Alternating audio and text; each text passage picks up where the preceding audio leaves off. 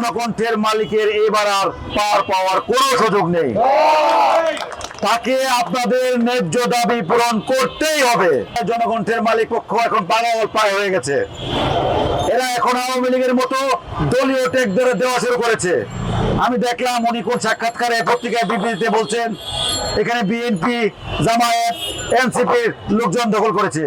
আরে ভাই, 27 বছর সাংবাদিকতা করি, এই যে সবাই এখানে কারো 16 বছর, কেউ 17 বছর, যাদের কথা বলছে সবাই পেশাদার সাংবাদিক। আপনি এই ট্যাগিং এর রাজনীতি বন্ধ করুন। ট্যাগ দিয়ে শেখ হাসিনাও শেষ রক্ষা হয় নাই, আপনারা হবে না।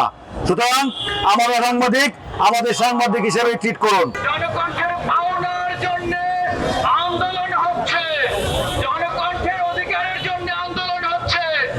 ফ্যাসিবাদ যে কায়েম করেছেন, সেই ফ্যাসিবাদ আমরা দেখেছি পত্রিকায় কি লিখেছেন আপনারা। ফলে এই ফ্যাসিবাদের বিরুদ্ধে আমরা দাঁড়িয়েছি। আমরা জুলাই বিপ্লবের পক্ষে দাঁড়িয়েছি। বাংলাদেশে জুলাই বিপ্লবের পক্ষে 18 কোটি মানুষ একত্রিত, শুধুমাত্র কোটি কয়েক আওয়ামী লীগ ছাড়া। কথায় আছে, শ্রমিকের ঘাম মাটিতে শুকানোর আগেই বেতন, মানে তার পরিশ্রম শোধ করার নিয়ম ইসলামী আইনও আছে, সব আইনেই আছে, কিন্তু মালিক পক্ষ সেটি করছেন না। ফলে আমাদের এক একজনের 5 থেকে 8 মাস পর্যন্ত বেতন বাকি বকেয়া পড়ে গেছে। সাংবাদিকদের অধিকার নিয়ে ছেলেমেয়ে খেলবেন না।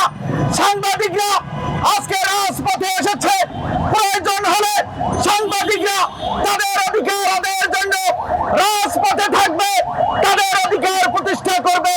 বাংলাদেশে থাকতে হলে, বাংলাদেশের আলো বাতাস গ্রহণ করতে হলে, তাহলে অবশ্যই বাংলাদেশ পন্থী হয়ে আপনাকে থাকতে হবে। এই প্রতিষ্ঠানে এসে আমি বুঝতে পেরেছি তাদের মনের মধ্যে কি পরিমাণ ক্ষোভ আপনারা জমা করেছেন। যাদেরকে বিতাড়িত করেছেন, কেউ 5 বছরের টাকা পায়, কেউ 10 বছরের টাকা পায়, কারো জীবন বিপন্ন হয়ে গেছে, কেউ মৃত্যুবরণ করেছে। আগামী 72 ঘন্টার মধ্যে যদি এই সমস্যার সমাধান না করা হয়, তাহলে গোটা সাংবাদিক সমাজকে একসাথে করে এই জনগণের সামনের রাজপথ অচল করে দেওয়া হবে।